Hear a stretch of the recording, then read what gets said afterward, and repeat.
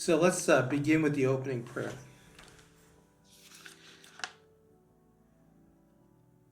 You know what is within us, O God. You know the beauty and the falseness of our hearts. You know the heights and depths of the human spirit. Lead us further into the universe of our souls, that we may know the wisdom and strength that you have placed within us. Lead us further into the mystery of our souls, that we may be strong and wise for the well-being of the world. Amen. Amen. So this is part 13, hard to believe, of Are These Really the End Times? Exploring the book of Revelation artistically. So welcome to all this morning and who may be listening to this audio at a later time. I'm purposely skipping to Revelation chapter 20 because we only have several more sessions left, and I want to get into what's known as the millennial kingdom, because and we'll see that the interpretation of the millennial kingdom drives a lot of theologies.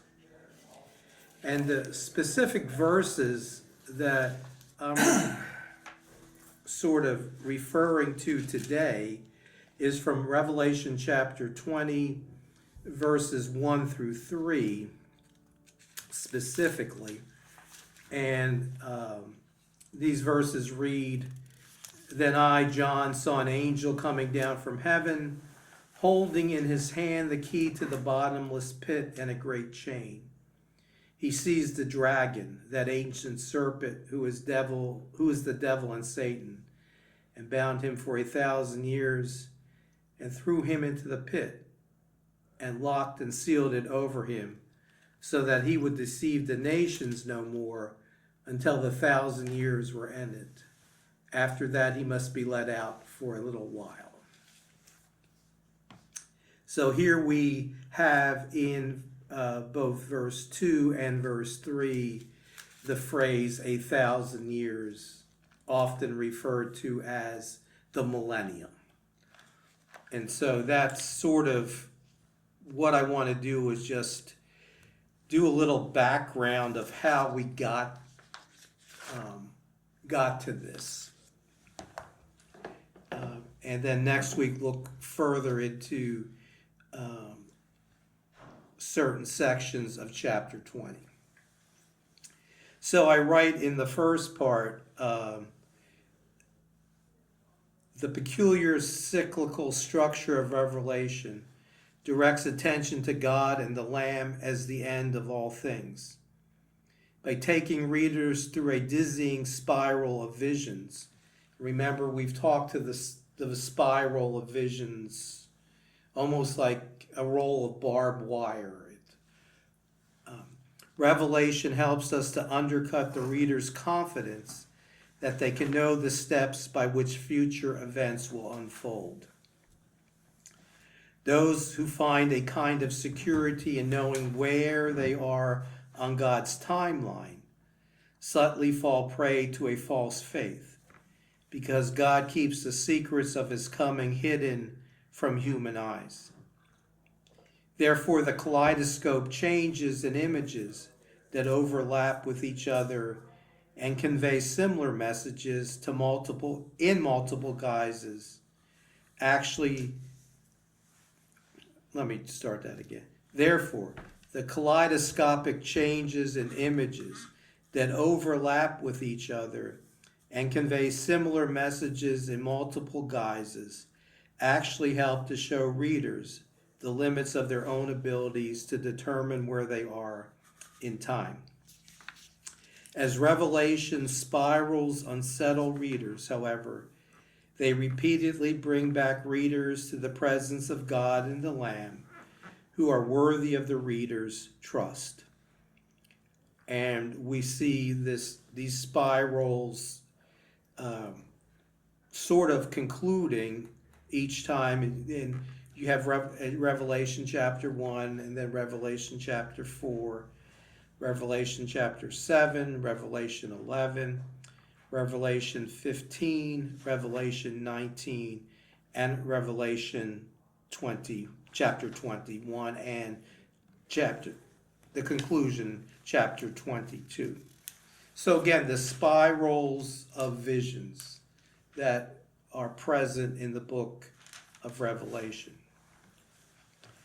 Modern readers often turn to Revelation's final chapters with a mixture of dread and fascination that is fueled by the popular use of Revelation's imagery for the future annihilation of civilization.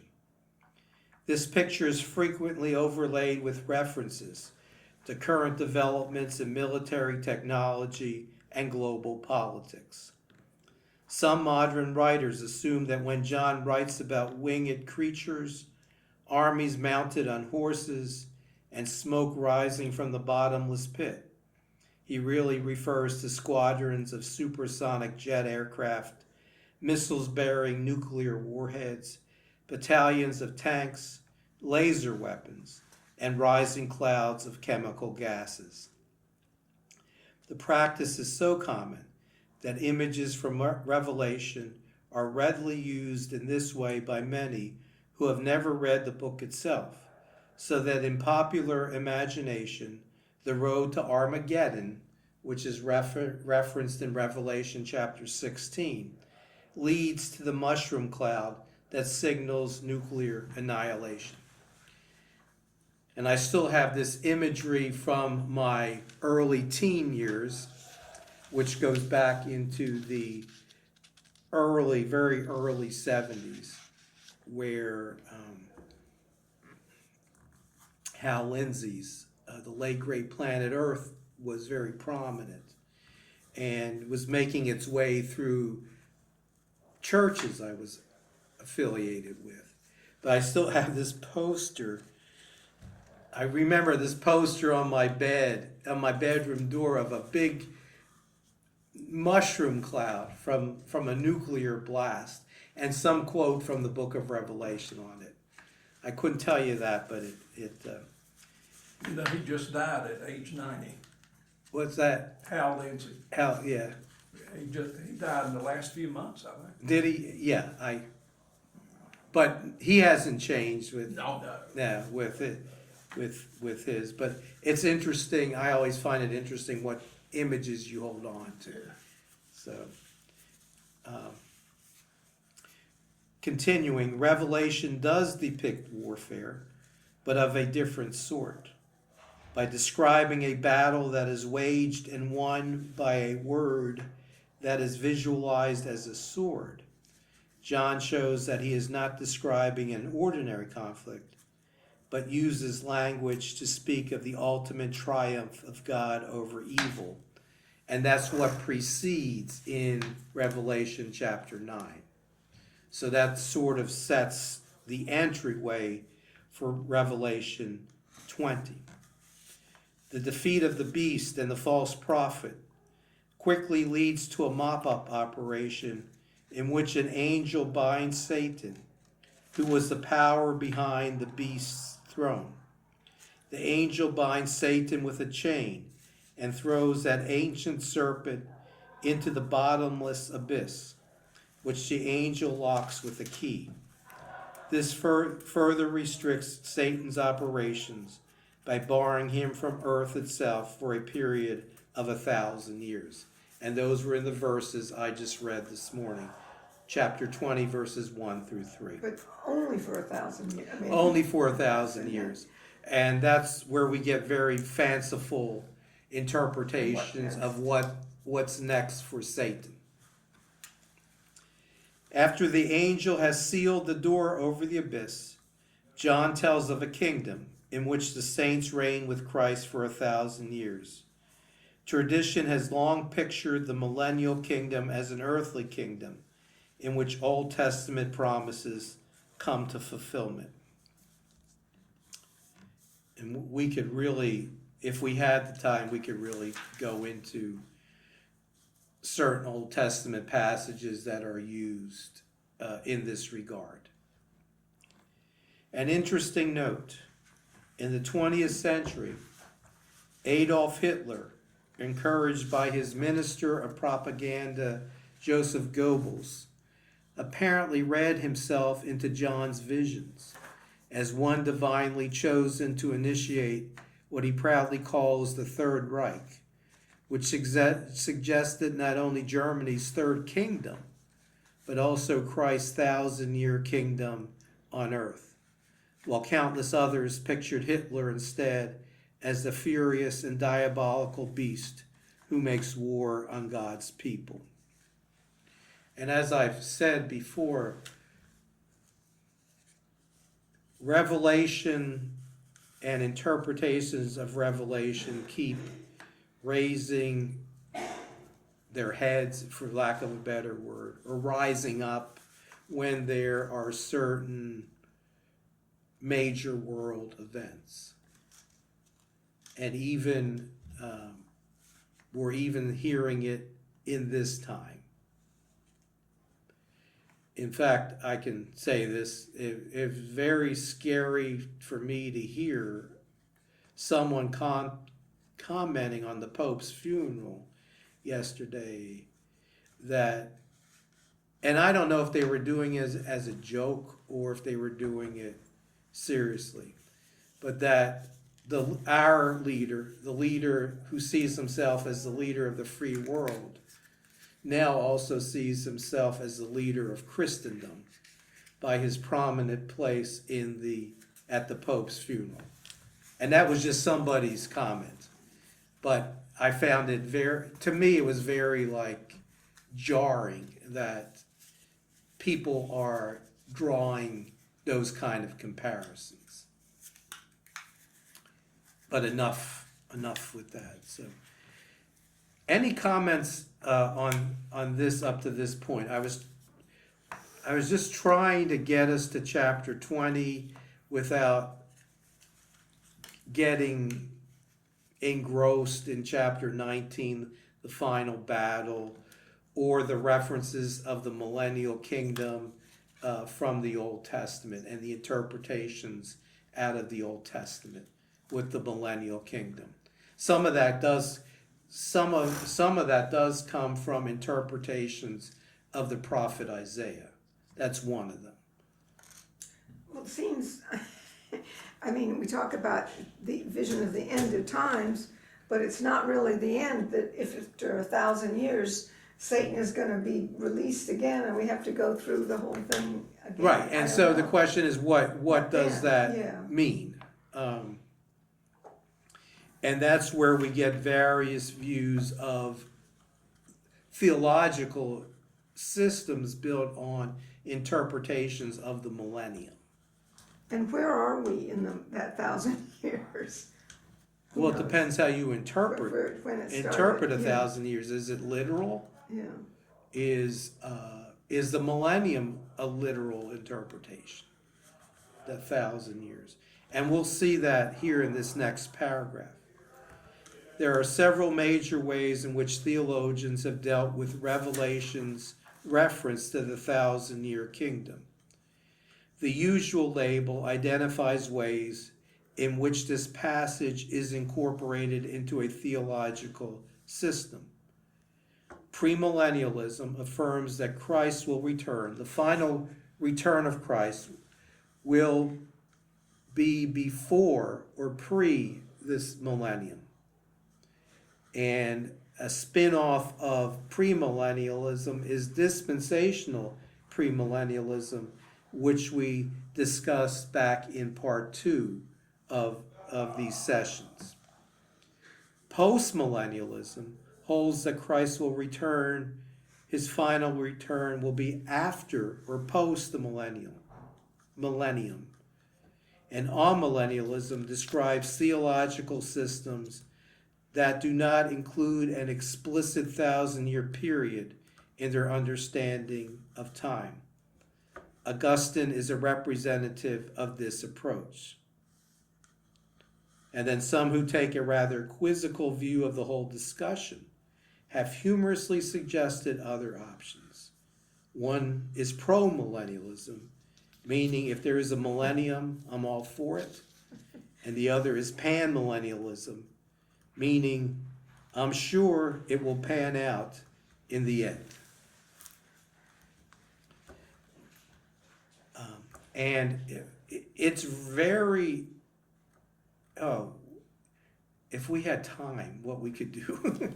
But it's very interesting historically to see when these various views of the millennium really asserted themselves, and what groups or individuals really were pushing certain views of the millennium at various times in the world's history. And I guess I should remember, but I'm assuming that during, our millennium, the 2000 year. Oh, yes. Yeah. That caused a lot of, again. Oh, probably because yeah. of the changing of the centuries. Yeah, Right, I mean, yeah. not just the centuries, but the 1,000 millennium, years, the yeah. 1,000 years. And it's, Show how powerful it is. Did you know Waco, Texas was influenced by this theology? Yeah, is that right? I know. Tell me James more. Tabor, right? That cult that was, Yeah, the cult that had the shootout. James Tabor did a lot of research on it. And I don't know all the details. Right. But it comes out of Seventh-day Adventists and who was it, the Millerites around in the 1800s. I believe Jesus was coming back and they predicted a time and all this. And then they took on kind of a new form. And Waco, they believed it was the end of time, that he was the Messiah, he was among them, and they believed they would be attacked, so they were prepared to fight back. But James Tabor does a lot of research on that, and it's really interesting. He was actually called into Congress to testify. He taught at Notre Dame, and then he taught at UNCC for the last several years, but he's still very popular. His big thing is Paul, the Apostle Paul. Uh-huh. He did his dissertation on Paul's ascension into the heaven. But I found it fascinating that Waco would be connected with any doomsday theology that had been, I thought it was created by. The Branch Davidians that back in the. But come to find out, it was just a throwback to the old Millerites. I think in 1850 something. I don't know the actual date. Right. and I imagine there are lots of little offshoots like that over the yeah. centuries, yeah. Well, and like Jehovah's Witnesses are big on that number of 144,000 that keeps appearing in the book of Revelation. But I'm saying it's amazing how serious Oh, yes. people take it. Yes. Don't get me wrong, I'm not saying you don't take the Bible seriously. How And they're literal the majority are well-meaning. Yeah, Well, any of these things, I mean, because it is powerfully written and somewhat obscure, you could really go down almost a rabbit hole Yes. of what it leads to and what it, I like the, after all of this, I'm sure it'll pan out in the end. Yeah. Pan-millennialism. It's Yeah. kind of anticlimactic, but reassuring. but you know, I'm with you, Joe. When I was young, I was taught this is all absolute. This is the way it will happen. And this is, it's not to be questioned. This will happen. This will happen. This will happen. And when you take it literal, it scares the bejeebies out of you because you're just waiting. And they're saying it could all start any day with the rapture, and we're just waiting for it. Right, the rapture. And when you were a small kid, you were around looking, thinking if I did something wrong, oh my God, don't come yet. Well, and the thing is, I grew up in a church. It was a low church, Anglican church. And there was a pastor there, very pastorally, very very caring. and they used to have Sunday night services. And he would preach through the book of Revelation. But he was schooled, his undergraduate degree was from, at that time, Philadelphia College of the Bible, whose main text was the Schofield Reference Bible. So it was all dispensational premillennialism. And again, I'm a young kid, right? Not even a preteen, trusted.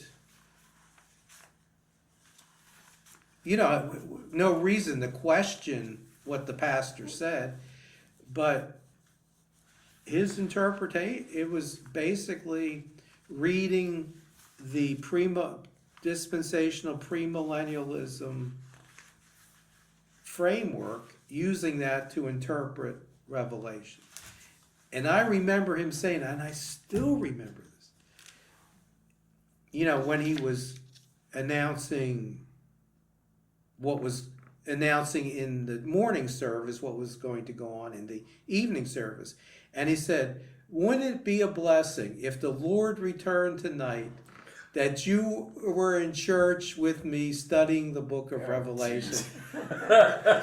I mean, but see what I remember? I mean, I'm remembering that. So it's like, Well, it was very serious. I mean, they took this very seriously. And that was, that was like right after the 1967, was it 6 Day, or was it the 6 Day or 7 Day war with between Israel and the Suez. no. and the Sinai. the 6 Day war Yeah. between Israel and the Arab nations, and it was like, it was right after that, and then people thought, wow, here we go, the clock's ticking with this. And here we are, almost 60 years later. But it's people very seriously take their theological interpretations and then use that as a framework for interpretation of Revelation. Well, and children are impression. I mean, that's like the Jesuits. What is it? Give me a child at age something or other, and I'll have them for life. I mean, Right. You obviously remember that vividly. Yes. Well, and I also remember, because then in Sunday school, you're talking about, how the nation of Israel has, come into its fullness after that war, and, but it also drives a lot of the pro-Israeli sentiment in government, and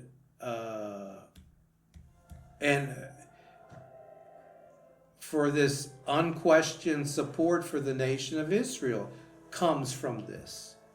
Often comes from this. And all you have to look at Mike Huckabee. He's what? Now is he the ambassador to Israel? I think he is. But he used to be, he still is, I guess, a Southern Baptist pastor before he became governor of Arkansas. Half pastor. Was that?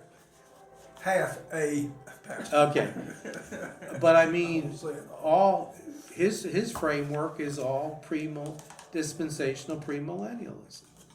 there was Reagan's. Reagan used to talk to the Israelis quite a bit about it. He was so enthralled with the whole idea about Jesus coming and what's going to happen and a tribulation. Right, and the nation of Israel would be preserved, and that's. And who's the one that comes up with that idea? Israelis. I mean, if you're writing the book, you can write it any way you want. Right. But that's what impedes us from calling what's going on in Gaza genocide. It's because of these highly held views of Israel based often on interpretations of the millennium. Tom Porter in his book, Genocide, Yeah. says that Gaza is the biggest concentration camp in the world. And goes on, he does call it a genocidal event. I mean, it's terrible. But Just makes me wonder what's in the mind of the author Of what? of the book of Revelation. Oh. Or of God. Or what kind of mushrooms he. The mushrooms, there you go. And also how that came to be, the debate they had when they were putting together what books for the Bible. Yeah, What kind of a debate were they having? because this is such an outlier in some, It's very much an outlier. but appropriately at the end. Of course, we can't discuss that because we don't know, but anyway. Right. It's in my mind.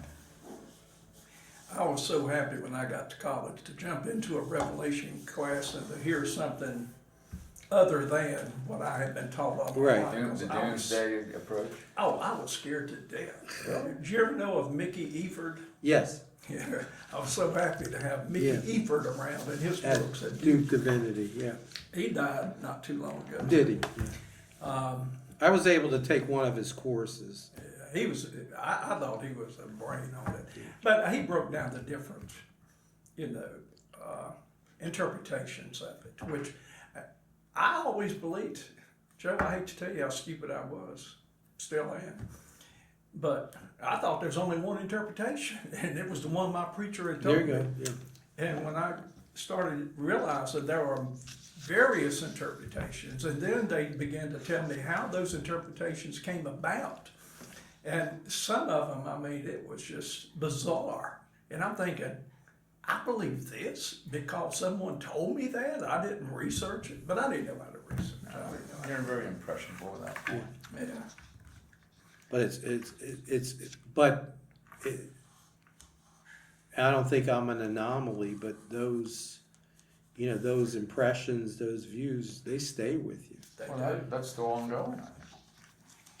They're preaching this now to the younger generation. Hear that? Yeah. There is some big Bible study worldwide. And I mean, it's around here too. Sure. They meet on Fridays and Mondays. I don't know. And they were studying Revelations, and one of the leaders in it, I said, "You mind if I look at your literature?" And they said, "Oh no, here's our book." They were excited about it. I read part of it and I handed it back to him. He said, "What do you think?" I said, "It's straight dispensationalism." Yeah. I said, it doesn't leave room for any other interpretation. Right. And but they present that as truth, and they don't question it. No. They just move right on through. I mean, that's their starting point. Yeah. Well, for next week, I have you finishing reading Revelation chapter 20. This vision is of the final judgment. When this vision comes to an end, everything of the present creation, the heavens and the earth, even death and the grave have either fled or have been destroyed by the fiery lake. And is that after the 1,000 years? Mhm. Yeah, that's the end. It's getting us into the end. But and we'll wrap things up in the next two sessions. And that brings us to the great white throne judgment at the end of the millennial period. Is that right? Yes, for under dispensationalism, Under yeah. dispensation. Yeah, the great white throne judgment. Because there are, I believe, are two judgments in that dispensationalist That is interpretation. correct. That's my I understanding. can't wait. Yeah. So, well, let's use the closing prayer, the prayer blessing. The blessings of heaven, the blessings of earth, the blessings of sea and of sky, on those we love this day, on every human family, the gifts of heaven, the gifts of earth, the gifts of sea and of sky. May the light of God illumine the heart of my soul. May the flame of Christ kindle me to love. And may the fire of the Spirit free me to live this day, tonight, and forever. Amen. Amen.